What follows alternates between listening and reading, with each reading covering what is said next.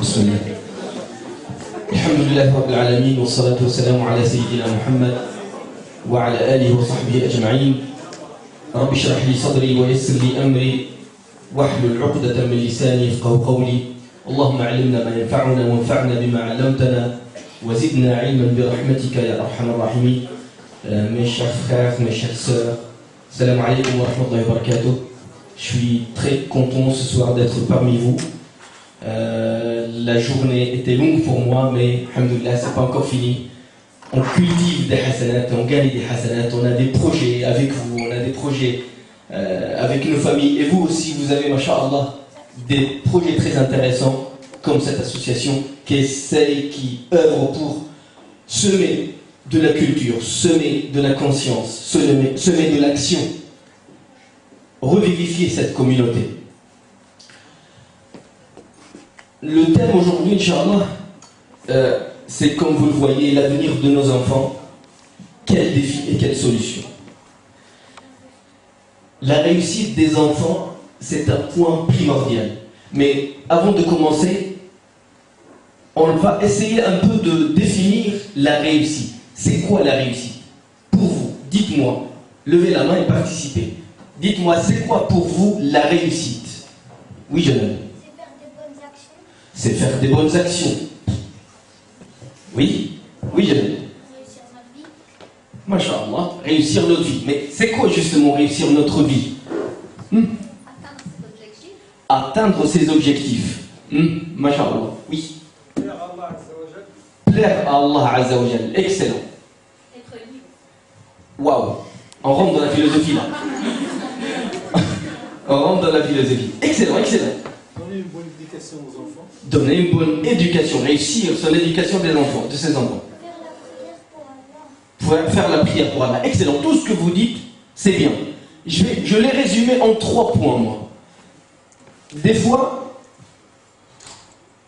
la réussite pour beaucoup de gens, soyons honnêtes, on est des humains. L'argent fait partie intégrante, primordiale, fondamentale de notre vie.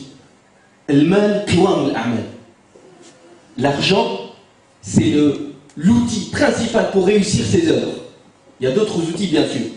Mais Allah subhanahu wa ta'ala nous a donné, nous a inspiré la quête de l'argent. زين للناس حب الشهوات من النساء والبنين والقناطير المقنطرة من الذهب والفضة. Même si on a des tonnes d'argent et d'or, on n'a jamais assez. Donc, des fois c'est l'argent. Pour d'autres, c'est la classe sociale, c'est la reconnaissance sociale. Il œuvre, il fait des sacrifices, pas pour de l'argent, juste pour que les gens disent telle personne, waouh, elle a bien réussi. La réussite aussi, comme vous avez dit, c'est le bonheur familial, le bonheur en famille. Il y a des gens qui vraiment pour eux, être stable, être satisfait, être heureux dans sa famille, c'est toute la réussite.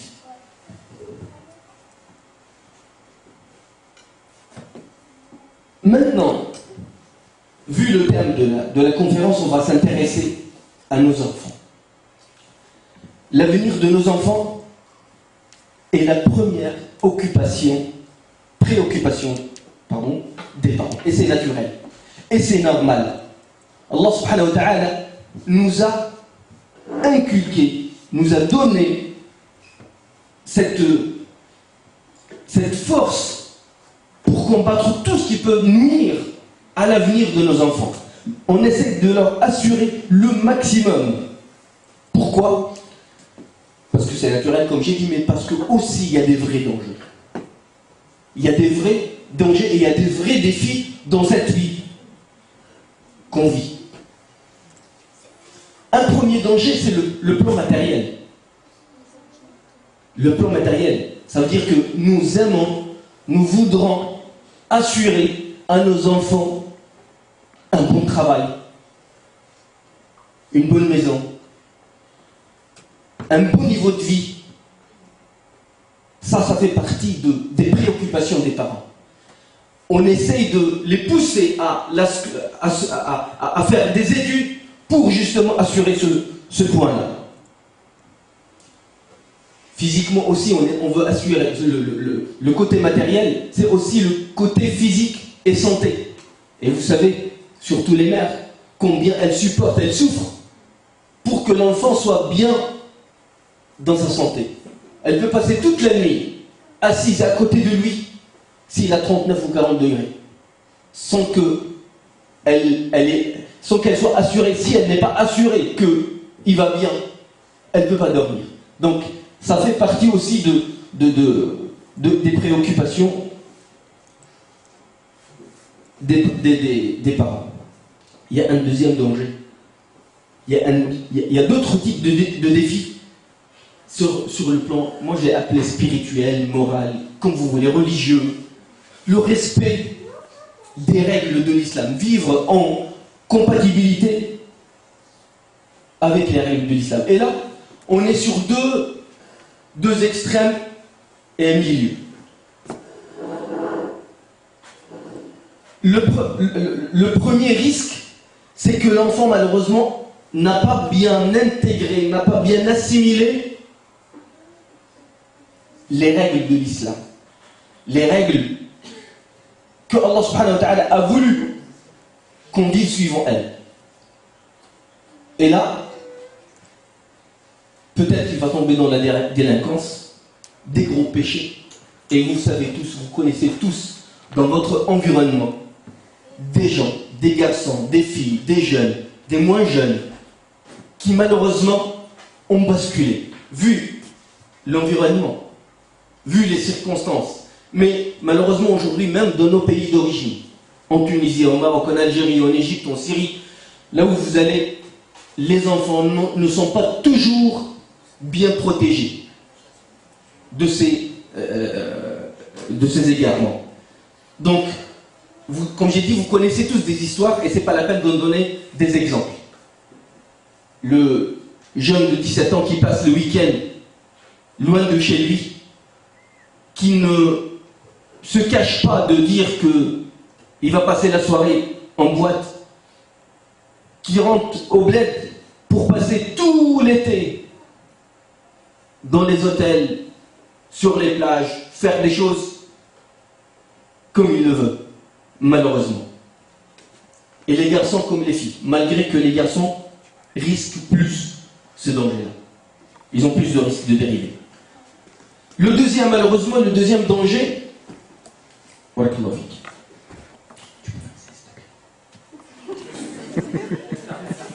je l'ai prévenu avant de commencer. Donc le deuxième problème par rapport à la religion, c'est tomber dans l'autre extrême. Donc de l'autre côté. Passer de l'autre côté, outre toutes les limites. Et tomber malheureusement dans l'extrême. C'est lui qui connaît la vérité. C'est lui qui connaît le vrai islam. C'est lui qui comprend le mieux le message divin. Allah yabarak fik, shukran.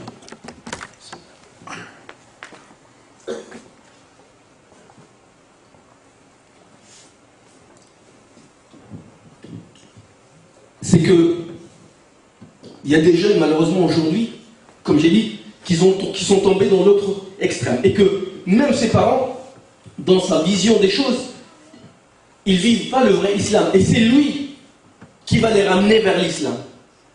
Donc, pratiquement c'est une caricature. Mais il y a cette réalité, il y a de ça.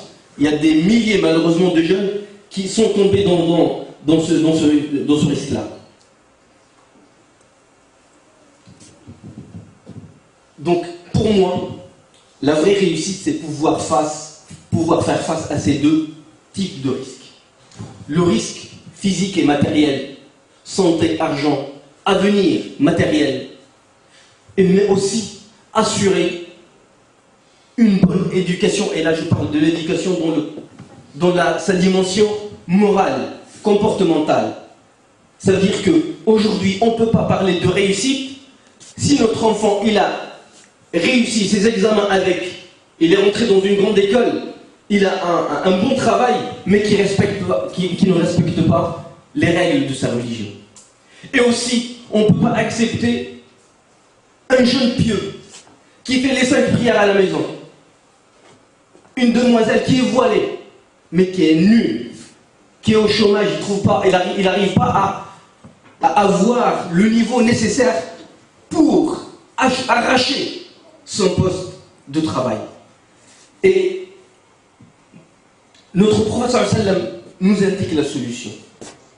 Le prophète sallam, il nous dit Man arada ad-dunya, celui qui veut la force et la richesse de la vie d'ici-bas, fa'alayhi bil-ilm, qui cherche la science.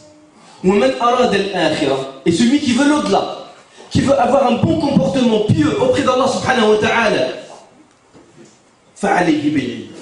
Wa man aradahuma ma'an, et celui qui veut les deux, il veut bien réussir dans cette vie d'ici-bas et il veut aussi réussir dans l'au-delà, avoir la meilleure place au paradis. Fa'alayhi bil-ilm. La règle, c'est ça. Celui qui veut la vie d'ici-bas, qui cherche la science. Celui qui veut l'au-delà, qui cherche la science. Celui qui veut les deux, la seule solution, la quête de la science. Et malheureusement, notre communauté, notre civilisation, depuis des siècles, a négligé ce point fondamental. Allah subhanahu wa ta'ala, quand il a créé Adam alayhi salam, quand il a créé l'homme, l'humain, et il l'a honoré, et il a fait prosterner les anges à cet humain, à cet être humain, qui est Adam alayhi salam, pour symboliser toute l'humanité. À quel moment il a fait prosterner les anges à Sayyidina Adam? On va réciter ensemble les versets. Allah subhanahu wa ta'ala nous dit que le jour où Allah subhanahu wa ta'ala a annoncé cette nouvelle aux anges, وَإِذْ قَالَ رَبُّكَ لِلْمَلَائِكَةِ إِنِّي جَاعِلٌ فِي الْأَرْضِ خَلِيفَةً, je vais installer un vicaire sur cette terre. قَالُوا أَتَجْعَلُ فِيهَا مَنْ يُفْسِدُ فِيهَا وَيَسْفِكُ الدِّمَاءَ, est-ce que tu vas installer quelqu'un qui va tuer, qui va massacrer, qui va faire des bêtises sur cette terre? قَالَ إِنِّي أَعْلَمُ مَا لَا تَعْلَمُونَ وَعَلَّمَ آدَمَ الْأَسْمَاءَ كُلَّهَا ثم عرضهم على الملائكة فقال أنبئوني بأسماء هؤلاء إن كنتم صادقين قالوا سبحانك لا علم لنا إلا ما علمتنا إنك أنت العليم الحكيم قال يا آدم أنبئهم بأسمائهم فلما أنبأهم بأسمائهم قال ألم أقل لكم إني أعلم غيب السماوات والأرض وأعلم ما تبدون وما كنتم تكتمون وإذ قال ربك للملائكة اسجدوا وإذ قلنا للملائكة اسجدوا لآدم. Allah subhanahu wa ta'ala a fait prosterner les anges à Sayyidina Adam après lui avoir donné cette capacité de chercher la science. وَعَلَّمَ آدَمَ الْأَسْمَاءَ. C'est quoi عَلَّمَ آدَمَ الْأَسْمَاءَ كُلَّهَا? C'est que Allah subhanahu wa ta'ala lui a donné la capacité de se poser des questions, de mener des recherches, d'atteindre l'inconnu.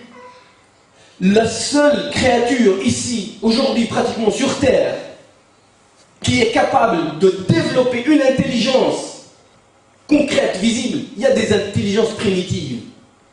L'intelligence d'un oiseau quand il construit son nid, l'intelligence d'un singe quand il casse une noix, mais une intelligence proprement dit que l'être humain qui a ça. Allah subhanahu wa ta'ala nous a dotés de cette capacité, c'est pour cela qu'il nous a honorés. Mais malheureusement, on n'a pas respecté cet honneur. Et depuis, comme je vous ai dit, des siècles, notre civilisation, à qui le premier mot était Iqra. Il faut se rappeler. Le premier mot qui a été révélé sur le prophète sallallahu alayhi wa sallam, c'était Iqra. Et Iqra, c'est pas dans le sens littéral. C'est pas déchiffrer des lettres, des symboles. Iqra, le prophète sallallahu alayhi wa sallam ne savait pas ni lire ni écrire. Le prophète sallallahu alayhi wa sallam ne savait pas pourquoi Allah subhanahu wa ta'ala lui demande de lire. C'est parce que lire, dans son sens propre, profond, c'est pas la lecture des symboles, c'est la lecture des preuves de l'existence d'Allah subhanahu wa ta'ala. Les savants, ils parlent du Coran en tant que livre qu'on lit, qui est écrit, et la créature, tout l'univers, comme étant une créature à contempler, à méditer. C'est pour cela qu'Allah subhanahu wa ta'ala, il a demandé aux Arabes de ne pas croire le prophète sallam sur sa parole. Il leur a dit, le message est vrai, et regardez. Contemplez le monde, contemplez l'univers. Au prophète sallallahu alayhi wa sallam, اقرأ باسم ربك الذي خلق خلق الإنسان من علق اقرأ وربك الأكرم الذي علم بالقلم علم الإنسان ما لم يعلم. Médite-toi, regarde-toi en toi-même. Et on va voir aujourd'hui des choses sur l'être humain qui nous démontrent que c'est vraiment une machine irrésistible. Une machine, il n'y a pas une autre machine à ce niveau, même par rapport à ce qu'a fait, a construit le génie humain. On n'a jamais rivalisé avec ce qu'Allah subhanahu wa ta'ala a créé. Aujourd'hui, un musulman du monde arabe lit 6 pages par an. C'est l'UNESCO qui le dit. 6 pages, une moyenne de 6 pages par an. Un individu dans les pays développés, parce que nous, malheureusement, on est en sous-développement à l'origine, hein, je parle du monde arabe. Un individu qui vit dans un pays développé lit en moyenne 3 livres par mois. 3 livres par mois. Une moyenne, la moyenne statistique, c'est que un livre, c'est 200 pages à peu près. Ça veut dire un individu dans le monde occidental ou au Corée du Sud, au Japon, il lit en moyenne 600 fois 10, à peu près, on va dire qu'il y a 2 mois de vacances, ça fait 6000. 6000 pages par an. Un individu, chez nous, lit 6 pages par an, une moyenne, contre 6000 par an. Vous voyez le décalage, 1 pour 1000. Si on comprend, on voit ça, on comprend pourquoi nous sommes dans cette situation. Et pour changer justement, la solution c'est quoi? Man arada ad-dunya fa'alayhi bil-'ilm wa man arada al-akhirah fa'alayhi bil-'ilm wa man aradahuma ma'an fa'alayhi bil-'ilm. Je parle pour nous et je parle pour nos enfants. C'est pareil. La recette est la même.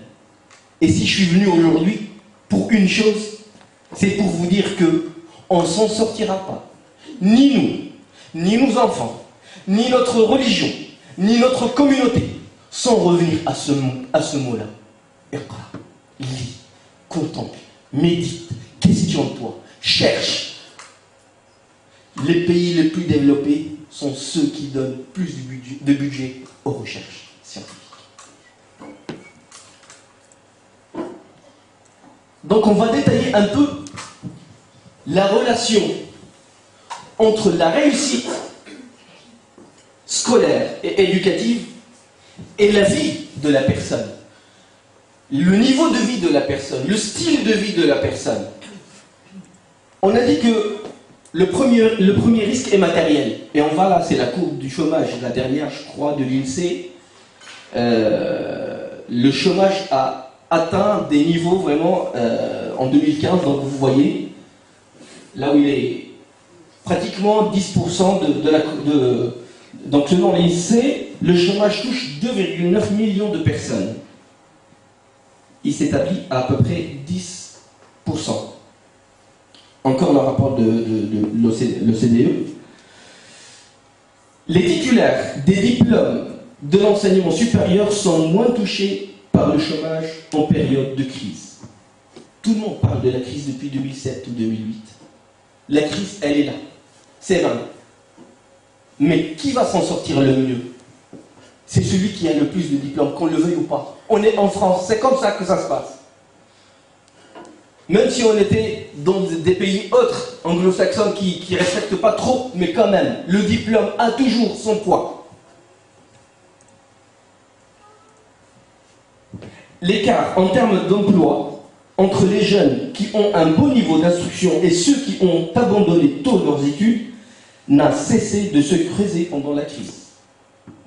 Tout ça pour savoir, pour mesurer l'importance de l'acquisition des compétences scolaires, de la réussite scolaire. Les jeunes, les moins qualifiés, sont les plus exposés au risque de bas salaire. Donc, tout ça, c'est des chiffres pour pour illustrer un peu les situations, le taux de chômage de ceux qui n'ont pas terminé le lycée est presque 3 fois plus élevé que celui des diplômés de l'enseignement supérieur. 5 à 13%. L'avenir de nos enfants est entre nos mains. Là, Marie Duru-Bella, elle est prof à Sciences Po, elle dit « Dis-moi, quel est ton diplôme, je te dirai à quelle vie tu auras droit. » Donc, un jeune qui développe des capacités, qui développe des connaissances pour avoir un bon niveau et arracher, parce que le travail aujourd'hui c'est la concurrence, même au travail, les sociétés ont des centaines de CV pour un seul poste. Le meilleur, c'est le plus diplômé et celui qui a le plus d'expérience. Donc, elle est professionnelle. Donc, il y a une corrélation entre la réussite scolaire et le niveau de vie, ça c'est une évidence. Maintenant, la santé physique, et c'est vraiment hallucinant. La première fois que je lis ça en préparant la conférence, une corrélation entre le degré d'instruction et le tabagisme et l'obésité. La santé physique, donc les diplômés de l'enseignement supérieur ont une probabilité moitié moindre de devenir obèses par rapport à ceux qui se sont arrêtés au secondaire. Vous imaginez? A priori, il n'y a pas de relation, mais vraiment ça touche. Les taux de fumeurs grimpent à 37% de ceux qui ont arrêté leurs études au secondaire, mais descendent à 21% chez les diplômés du supérieur. Donc, je crois qu'on a le choix. Et on doit choisir ce qu'on veut. Là, a priori, on a 3 types. Comme j'ai dit tout à l'heure, on peut avoir un musulman pieux, mais qui a raté sa carrière professionnelle. Il vit de RSA, de chômage, des petits boulots, de crédit, de difficultés. En face, on a un musulman qui a réussi sa carrière. PDG, chef, directeur, mais malheureusement, qui ne respecte pas. Et le troisième, le pire, c'est le musulman qui a raté les deux. Et il y en a beaucoup. Il y en a beaucoup. Et vous le savez, moi, je suis là, c'est juste pour rappeler ça. Il y en a beaucoup, malheureusement. Qui est-ce qui aimerait avoir son fils dans un de ces cas? Personne. Personne. Donc on n'a pas le choix.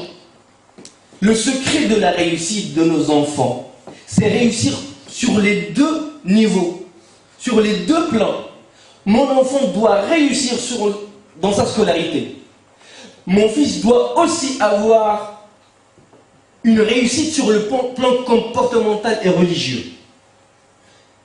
C'est pas un choix. On n'a pas le choix à faire. On n'a pas un choix à faire entre les deux. C'est une responsabilité. Donc, la solution, c'est la réussite sur les 2 plans. Maintenant, on va venir à la question de la responsabilité.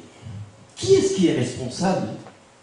Qui est-ce qui assume la responsabilité d'un enfant, malheureusement, qui a échoué?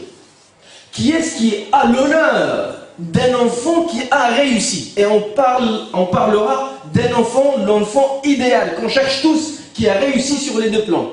Les 3 qu'on vient de lire, moi, ça ne m'intéresse pas. Ni le premier, ni le deuxième, ni le troisième, le pire. Donc, on cherchera l'enfant, l'avenir idéal pour nos enfants. C'est pas pour vous culpabiliser, pour que vous culpabilisez. Donc, je dis ça, 80% c'est les parents, c'est des chercheurs qui ont fait des études, des sociologues, des psychologues, des pédagogues.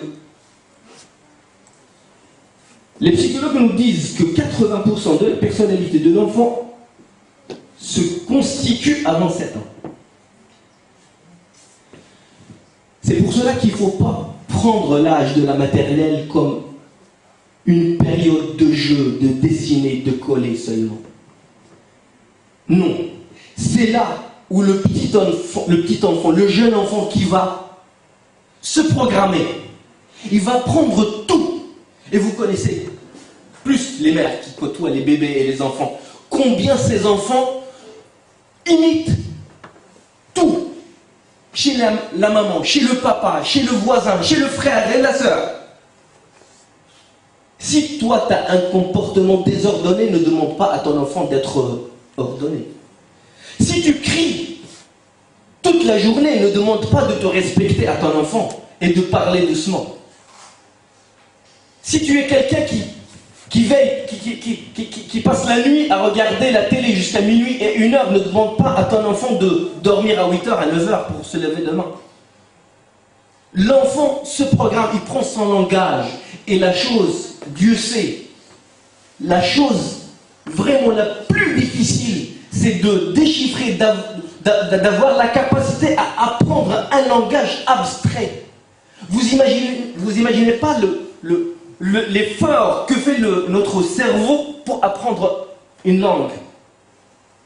Surtout qu'on ne comprend même pas, on n'entend que des symboles, que des bruits. Comment est-ce que notre cerveau met ça en ordre et capte à chaque fois un mot, deux, trois lettres qui se suivent pour un même sens, et il casse ça dans un coin dans son cerveau, et à un moment donné, il va les sortir, il va les utiliser, on va lui corriger. Donc, est-ce qu'un enfant de 2 ans est responsable de son éducation? Est-ce qu'un enfant de 4 ans, de 5 ans, de 6 ans est responsable de sa scolarité? Au contraire, l'enfant à cet âge-là, il est curieux. Il veut apprendre. Il veut chercher, il veut avoir des informations nouvelles. Comme tu veux. Mais des fois, c'est nous qui le bloquons. Arrête tes questions. J'en ai marre de toi. Toutes les 2 minutes, une question. Donc, là, c'est ce que disent les psychologues. Mais que dit le prophète sallallahu alayhi wa sallam? Barakallahu fik.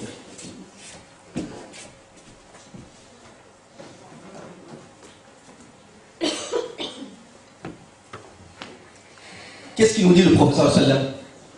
Yuladul mawludu al-fitra.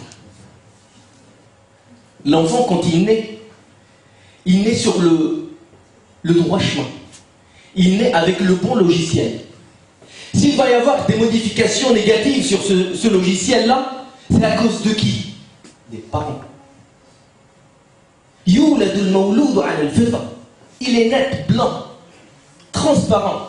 فأبواه يهودانه أو يمجسانه أو ينصرانه.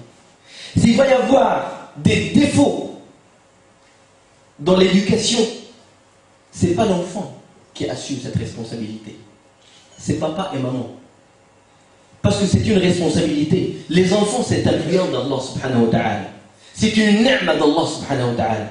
Regardez combien de personnes dépensent des milliers et des milliers pour avoir un enfant. C'est une ni'ma d'Allah subhanahu wa ta'ala. Même les prophètes ont demandé à Allah subhanahu wa ta'ala de leur donner une descendance. Mais le but de leur descendance n'est pas le nôtre. Regardez Sayyidina Ibrahim. Sayyidina Ibrahim, vous connaissez peut-être tous globalement l'histoire de Sayyidina Ibrahim. Il était jeune, il était guidé par Allah subhanahu wa ta'ala, et il a contesté, il a dit à son peuple malheureusement qui adorait des statues, étaient idolâtres, il leur a dit, mais vous sculptez des trucs et vous leur faites des prières, c'est pas logique. Il a essayé, en résumé, de les convaincre, mais il n'a pas réussi. Et ils ont même essayé de le tuer, et ils l'ont jeté dans le feu. Quand il a vu qu'il n'y a pas de solution avec eux, وَقَالَ إِنِّي ذَاهِبٌ إِلَى رَبِّي سَيَهْدِينِ. Tout de suite après, qu'est-ce qu'il a dit? رَبِّ هَبْ لِي مِنَ الصَّالِحِينَ. Oh mon Dieu, donne-moi une descendance cerne sur le droit chemin. Allah subhanahu wa ta'ala lui a donné une descendance, Sayyidina Ismaïl.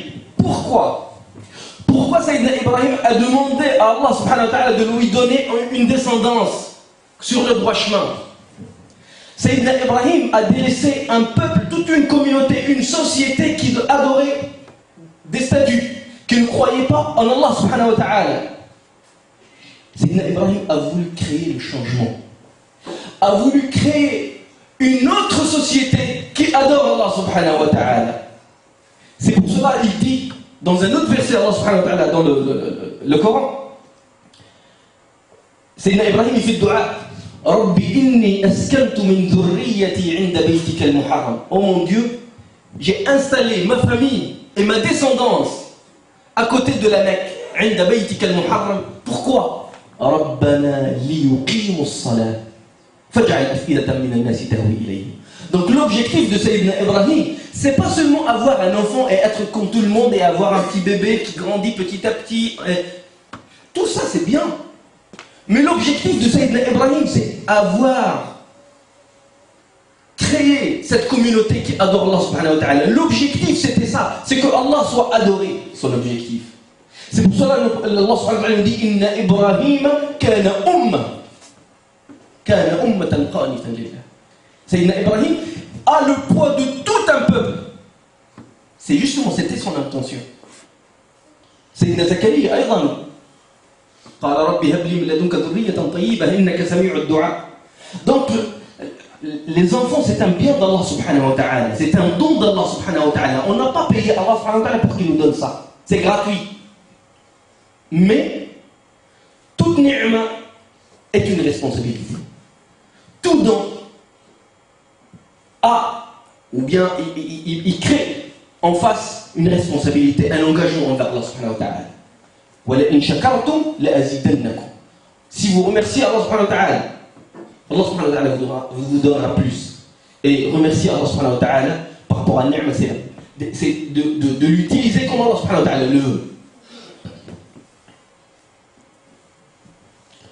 Ibn al-Qayyim, que dit Ibn al-Qayyim par rapport justement à la responsabilité des parents?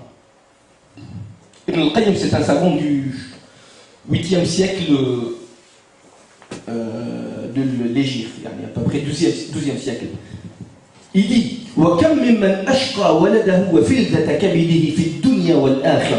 combien de personnes a négligé son enfant et lui a causé la déviance dans la vie d'ici-bas et dans l'au-delà. Il lui a pas donné, il lui a pas consacré de temps et d'attention. Il n'a pas fait attention à son éducation. Il l'encourage même à avancer dans son délire. Il croit qu'il est en train de l'aider, mais en fait il est en train de l'éloigner encore du chemin d'Allah subhanahu wa ta'ala. ففاته انتفاعه بولده وفوت على ولده حظه في الدنيا والآخرة. Il a fait du tort à son enfant dans cette vie d'ici-bas et dans l'au-delà. Il y a يعني هنالك أثر يقول أن الابن يوم القيامة إن كان من أهل الجنة, le petit enfant que ses parents l'ont bien éduqué, le jour du jugement dernier, Allah subhanahu wa ta'ala va l'emmener au paradis. Mais il se mettra aux portes du paradis et il demandera à Allah subhanahu wa ta'ala de n'entrer que si ses parents entreront devant lui. Et Allah subhanahu wa ta'ala, il efface les péchés des parents, il les met au paradis grâce à lui. Et au contraire, si les parents étaient la cause de la déviance de l'enfant, le jour du jugement dernier, il se mettra devant les portes de l'enfer. Et demandera à Allah subhanahu wa ta'ala de n'entrer en enfer que si ses parents entrent avant lui. C'est une responsabilité, les enfants. C'est pas juste avoir du plaisir, avoir de la famille, avoir des enfants qui grandissent, avoir... C'est une responsabilité, et une vraie responsabilité. Et il nous dit aussi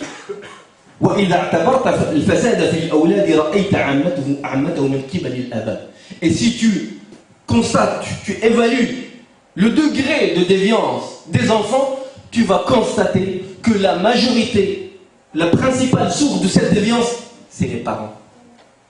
C'est les parents. Un autre savant, l'imam al-Ghazali, il nous dit As-sabiyyu amanatun 'inda walidayhi. L'enfant est un dépôt d'Allah subhanahu wa ta'ala chez les parents. Allah subhanahu wa ta'ala, il t'a confié un trésor, tu dois le protéger. Il t'a donné une machine en bon état, tu dois la développer. L'enfant, le petit enfant, il acceptera tout ce que tu vas lui inculquer. Du bien, il va engendrer du bien, et le mal va engendrer le mal. Il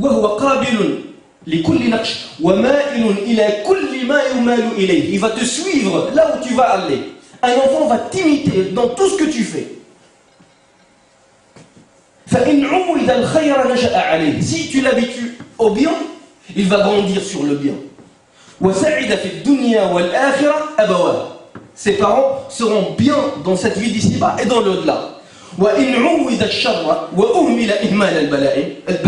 Et si on l'a délaissé à son âme, comme des bêtes sauvages,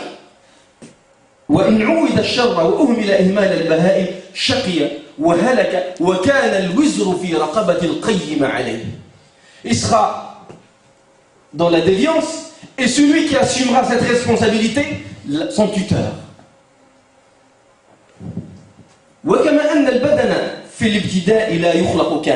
Il nous donne un exemple. Il nous dit comme le corps qui commence petit et grandit petit à petit, on lui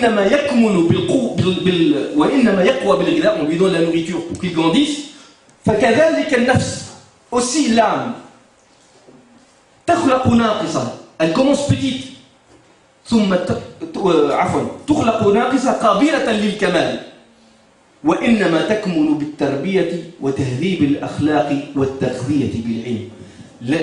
l'âme de la personne, de l'homme, de l'être humain se développe par l'éducation, se développe par le bon comportement, se développe par la science.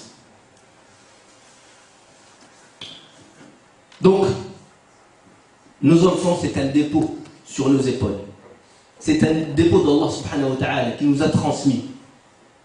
Et notre prophète sallallahu alayhi wa sallam nous a avertis. Il nous a dit, ce dépôt, protégez-le.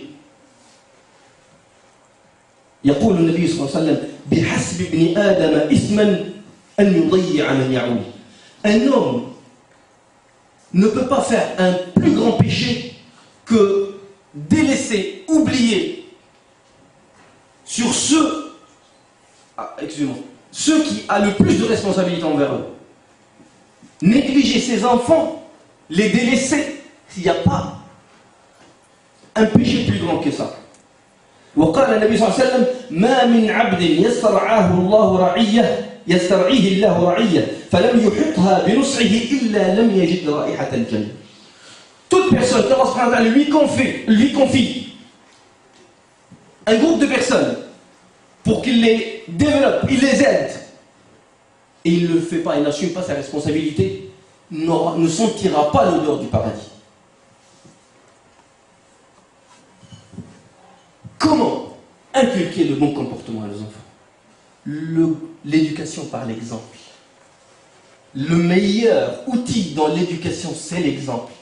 Là, c'est un psychologue, je crois de l'Arabie Saoudite, Tariq al-Habib, il nous dit la meilleure façon d'inculquer, de semer, de développer les valeurs chez un petit enfant, c'est de les vivre soi-même.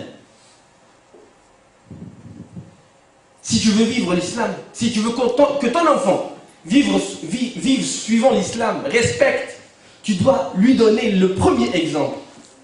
C'est toi qui dois lui donner cet exemple-là. Mais par contre, si toi tu ne respectes pas, comment veux-tu que lui il respecte? L'éducation de ces jeunes-là, comme j'ai dit tout à l'heure, c'est quand ils commencent à te regarder, à prendre l'exemple sur toi. C'est pas à 17 ans, à 18 ans, à 20 ans, ça y est, c'est trop tard. Celui qui se rappelle de sa responsabilité envers ses enfants à partir de 10 ans, 12 ans, ils sont foutus ces enfants.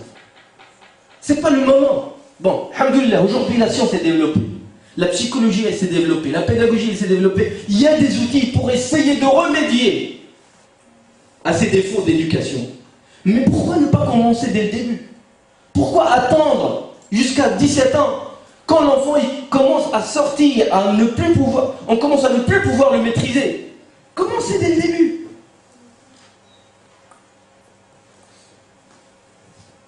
Là, c'était par rapport à tout ce qui est éducation, comportement, religion, spiritualité.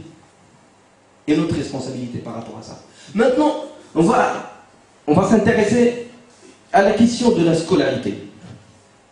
Vous lisez les questions. Qui est-ce qui considère que son enfant est un génie? Comme Einstein. Qui est-ce qui considère que son enfant a le potentiel d'intelligence d'Einstein? Ok? Non.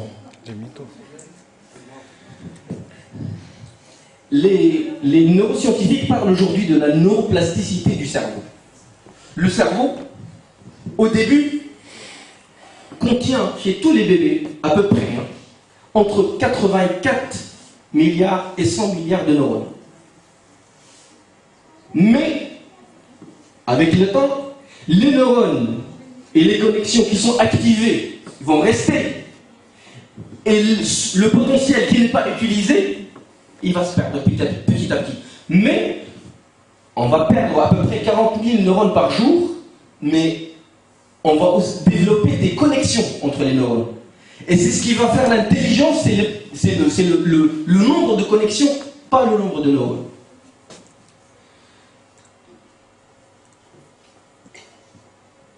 À la naissance, comme j'ai dit, on a entre 84 et 100 milliards de neurones. Chaque neurone est capable de se connecter avec 10 000 autres neurones. La connexion entre les neurones, ça s'appelle des synapses. Le chiffre, le total, pour une moyenne de 1000, seulement 1000 connexions, j'ai pas dit 10 000, juste 1000 connexions, on a... Qui est-ce qui peut dire le chiffre? Alors. 100 milliards.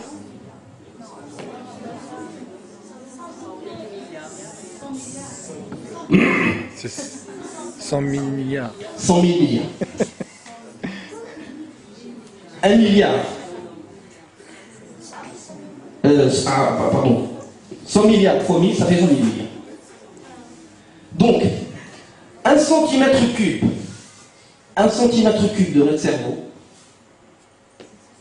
1 centimètre cube du cerveau humain, on dénombre pas moins de 10 000 milliards de synapses.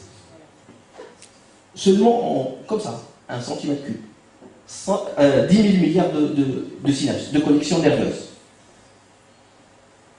Ça, c'est un capital. Ça, c'est un capital que Allah subhanahu wa ta'ala nous a déposé. Et vous savez, le jour du jugement dernier, Allah subhanahu wa ta'ala va nous questionner par rapport aux capitaux qu'il nous a donnés.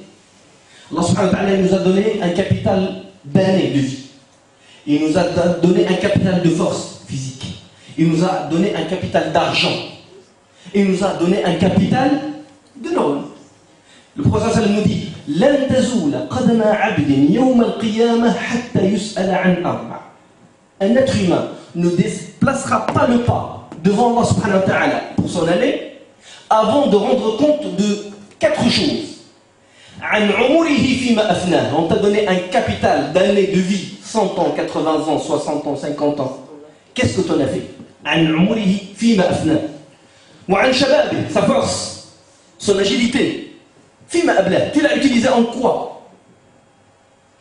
وعن ماله, son argent, son capital argent. من أين اكتسبه وفيما أنفقه. Et le dernier, وعن علمه ماذا فعل فيه. Qu'est-ce que tu en as fait de ton capital de 100 milliards de neurones, de 100 000 milliards de connexions? Qu'est-ce que tu en as fait? Aujourd'hui, unanimité, il n'y a pas une machine plus parfaite dans cet univers que le cerveau humain. Ça n'existe pas. Les plus grands ordinateurs du monde ne rivalisent pas avec la force de cette machine qu'Allah subhanahu wa ta'ala nous a donnée. La mémoire. Notre mémoire est de 2,5 pétaoctets. Qu'est-ce que ça veut dire pétaoctet? Un pétaoctet est égal à 1 million de gigaoctets. On peut enregistrer avec un appareil vidéo. On peut enregistrer, en enregistrement vidéo, il pourrait contenir 3 millions de programmes de télévision. 3 millions d'heures. Le cerveau, 400 grammes, 400 à 600 grammes à peu près. Et il est constitué de 80% d'eau. 80%. Pour revenir au mot Iqra. C'est ça la lecture. Le miracle de la création, c'est entre la simplicité et la complexité. Le maximum de complexité dans une toute simple simplicité. J'ai essayé de faire un petit calcul. Je me suis dit, 100 milliards de neurones. Pour un fœtus qui passe 9 mois dans le ventre de sa mère. Et j'ai divisé 100 milliards sur le nombre de secondes de 9 mois. J'ai trouvé que le fœtus il développe chaque seconde plus de 4500 neurones. Donnez-moi une machine qui peut fabriquer même la machine la plus rapide, qui fait le plus de 4000 choses en une seconde. C'est un miracle. Ça renforce notre foi. Ça confirme notre foi que la création ne peut pas être un hasard. Ne peut pas être, on n'est pas créé par hasard. Et cette complexité du cerveau jusqu'à l'univers. Et on peut descendre jusqu'à l'atome. Et plus petit que l'atome encore. Donc, notre cerveau, il est capable d'enregistrer 3 millions d'heures de programmes télévision, ce qui est converti en 300 heures d'enregistrement continu. 300 ans. Donc, si tu mets un enregistreur qui enregistre en continu pendant 300 ans, là, il peut enregistrer ce que peut enregistrer le cerveau humain. Excusez-moi. Donc, la conclusion, c'est qu'il est impossible d'épuiser la capacité de mémoire du cerveau humain.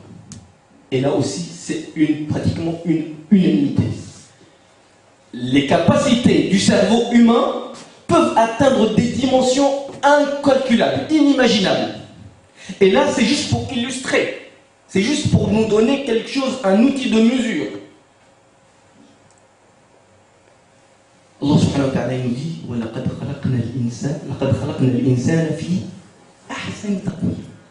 On a créé l'homme dans la meilleure des façons. Dans la meilleure des versions.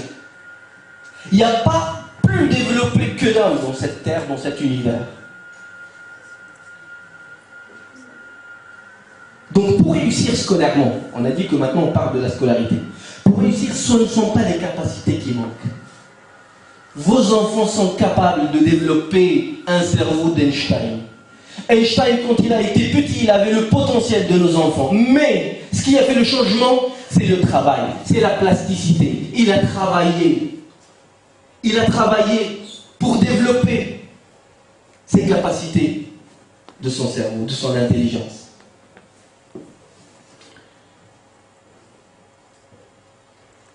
Revenons au rôle des parents par rapport à la scolarité. Les chercheurs démontrent que le rôle des parents est déterminant dans la réussite scolaire de leurs enfants, devant le rôle de l'enseignant et devant le niveau de l'école. Toi, en tant que papa, en tant que maman, ton rôle est plus déterminant dans la réussite scolaire de ton enfant que son professeur, que le niveau de l'école.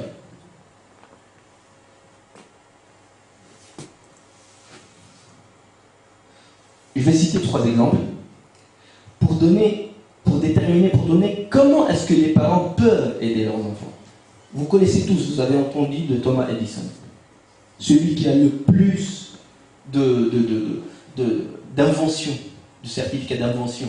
Il a 1093 inventions. Et vous connaissez, vous voyez là, tous ces lampes. D'origine, c'est la première personne qui a créé la lampe à incandescence. Et bien lui, il a été éjecté de l'école après 2 ou 3 mois. Le professeur a dit à sa maman, s'il te plaît, emmène-moi cette bête, on ne pourra rien faire avec celui-là. Il ne pourra jamais rien apprendre. Mais sa mère, et honneur aux mères, je ne dis pas ça juste parce qu'il y a plus de femmes que d'hommes, parce que vraiment, l'éducation des enfants est à 80% et c'est injuste sur le dos, sur les épaules des mères. Sa mère, elle a accompagné son fils, elle l'a enseigné à la maison, elle lui a lu des romans, des histoires, elle l'a initié à la science, à la créativité. Et on lui a demandé, après, à l'âge de 65 ans à peu près, avant sa mort, pourquoi tu as fait tout ce travail-là, toutes ces créativités, toutes ces inventions-là? Il leur a dit, j'ai voulu leur prouver que ma mère avait raison. J'ai voulu leur prouver que ma mère, la confiance que tu sèmes dans le cœur, dans la tête de ton enfant. Allah subhanahu wa ta'ala, il nous a créés, mais il ne nous a pas donné un catalogue, un truc. Quand on achète, je sais pas, un téléviseur, un frigo, on a toujours une fiche, Un mode d'emploi. un mode d'emploi, voilà. L'homme, malheureusement, on n'a pas de mode d'emploi. J'ai pas plus. On n'a pas de mode d'emploi. Et pour avoir le mode d'emploi, pour savoir comment gérer mon enfant, comment bien échanger avec mon enfant, comment aider, accompagner mon enfant, je dois comprendre. Et aujourd'hui, les sciences nous donnent beaucoup d'outils. Et c'est simple. On n'a pas besoin de bac plus 10, bac plus 6, même pas le bac pour comprendre ça. Ça s'explique, c'est des choses simples. C'est à nous de faire l'effort pour apprendre, pour savoir comment gérer notre enfant. Une petite observation à un bébé de 2 ans qui n'arrive pas à enlever sa couche et que tu l'obliges, tu le culpabilises parce qu'il fait pipi sur lui, tu peux lui semer un petit virus de manque de confiance jusqu'à la fin de ses jours. Une simple comparaison avec son frère, son voisin, la même chose. C'est simple, mais on doit faire l'effort de le comprendre. Il y a des chercheurs, il y a des scientifiques qui ont fait le travail à notre place. Il y a des résultats. On utilise les résultats et on les applique sur nos enfants, sur notre vie. Deuxième exemple, c'est Dr Ahmed Zoueil. Je ne sais pas si vous avez entendu parler de lui. C'est un Égyptien qui a eu le prix Nobel de physique. Il a créé une machine qui peut photographier les réactions chimiques qui se passent. Une réaction chimique, c'est quand tu divises une seconde, je crois, sur 1 million. Une seconde. Tu la divises sur 1 million, et lui, il a créé un appareil photo qui peut prendre des photos en série de ces réactions chimiques. Qui est-ce qui a créé ce savant-là? Sa mère. Sa mère, tout simplement. Elle avait foi en son enfant. Dès qu'il avait le petit... dès qu'il a commencé à aller à l'école, elle lui a créé son espace personnel. Elle l'a valorisé. Il a son bureau. Et sur la porte de sa chambre, elle a écrit « Le bureau du docteur Ahmed Zoueil ». Il avait 7 ans, 8 ans. Mais il a intégré cette idée de lui-même. Il a intégré cette idée de lui-même. Et il a voulu justement confirmer cette idée-là. Nos enfants n'ont pas de barrières que les barrières que nous-mêmes mettons dans leur tête. connaissez tous la question classique. Mon fils, qu'est-ce que tu veux devenir? Pilote, un hasard. Arrête, dis-moi quelque chose. Livreur de pizza. Enseignant, voilà, on est mieux. Non. Nos enfants sont capables de le faire. Et c'est à nous de savoir comment les accompagner. Pour que les hommes ne seront pas jaloux, je vais donner un exemple d'un père. Vous connaissez, vous entendez du Cheikh Sha'rawi. Cheikh Sha'rawi, c'était la création de son papa. Son papa était un agriculteur pauvre, fallah, masri, avait une petite parcelle de terre qui travaillait. Le jour où son fils a grandi, a atteint l'âge de 7-8 ans, cet homme-là, a voulu que son fils soit un savant. Il a voulu que son fils œuvre pour la bonne cause, prêche la bonne parole, enseigne la science. Il l'a emmené à l'Azhar, chez un grand cheikh. Il lui a dit, s'il te plaît, mon fils là, je veux qu'il devienne un savant. Il lui a dit, tu le veux vraiment? Cette question-là est très très importante dans votre vie. Tu le veux vraiment? Le vraiment là. Parce que tout le monde veut. Tout le monde veut la richesse, l'argent, la science, le paradis, le firdaus à côté du prophète sallallahu alayhi wa sallam. Tout le monde le veut. Mais est-ce qu'on donne le prix? On n'a rien sans donner rien. On gagne rien, c'est un échange. Le monde est un échange. Avec Allah subhanahu wa ta'ala, on a un échange. Inna Allah ishtara min al-mu'minina anfusahum bi anna lahum al-jannah. Vous voulez avoir le paradis? Vous devez sacrifier votre argent, vos biens pour Allah subhanahu wa ta'ala. Vivre pour Allah subhanahu wa ta'ala. C'était pour ça que les prophètes disent Qul inna salati wa nusuki wa mahyaya wa mamati lillahi rabbil alamin. Toute ma vie pour Allah subhanahu wa ta'ala. Donc il lui a dit, tu le veux vraiment? Il lui a dit oui. Il lui a mis une liste de livres. C'était trop cher. Le pauvre agriculteur, il est parti, revenu chez lui, dans son village. Il a vendu sa petite terre, qui est chère pour un cultivateur, qui est chère pour lui, symboliquement et en termes d'argent. Il a acheté, il a mis ça, tous les livres sur une charrette, il a emmené son fils à l'Azhar. Une vingtaine d'années après, c'était Cheikh Sha'rawi. Donc je vous ai donné des exemples des Américains, des ingénieurs, des physiciens, des savants de la religion. On n'a rien sans rien. Celui qui assume l'éducation, le comportement, le bon comportement de son enfant, c'est papa et maman. Celui qui assume ou qui a l'honneur de la réussite ou de l'échec scolaire, c'est papa et maman. William S. Pry, c'est un Américain, il dit la chose qui mène les parents à ne pas jouer leur rôle par rapport à la réussite scolaire est qu'ils ignorent leur importance. Nous ignorons notre importance par rapport à la réussite de nos enfants. Notre réussite est fondamentale.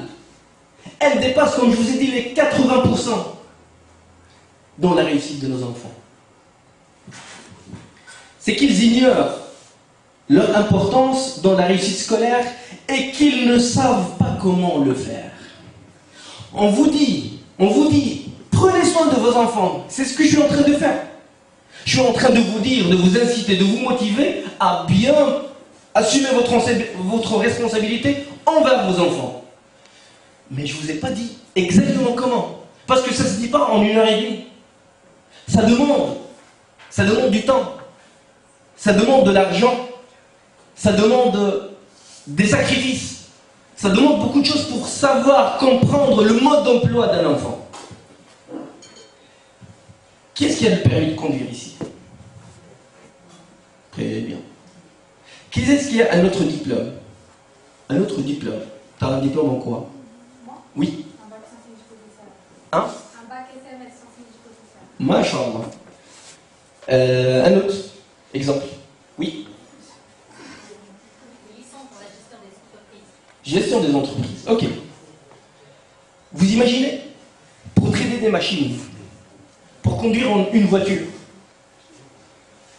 on a besoin d'un mode d'emploi. On a besoin de prouver qu'on est capable de le faire. Mais pour mener à bien la vie d'un enfant, on se permet à faire sans fondement, sans recherche, sans science. On se permet de traiter nos enfants comme notre tête nous le dit.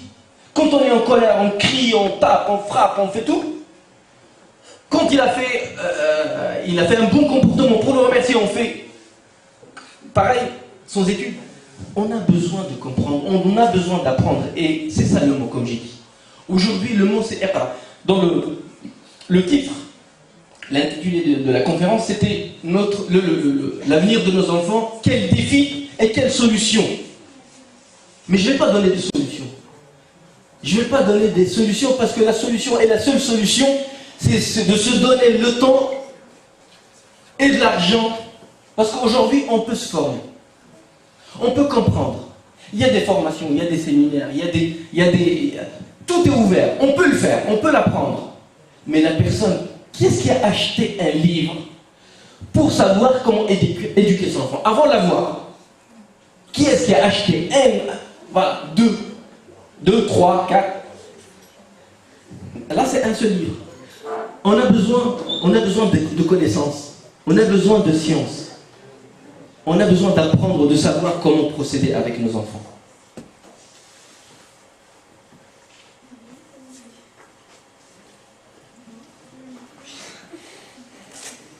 La réussite dans l'éducation et dans la scolarité.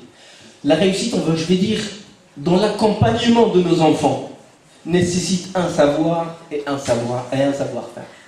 Sans ces deux-là, on ne peut pas prétendre qu'on mène à bien l'éducation de nos enfants. C'est par Allah subhanahu wa ta'ala. C'est lui qui va les sauver. C'est pas grâce à nous. On n'a pas de mérite. Mais par contre, on va assumer si malheureusement ils seront sur le mauvais chemin. Donc, j'ai fini. Je ne sais pas si vous avez des questions.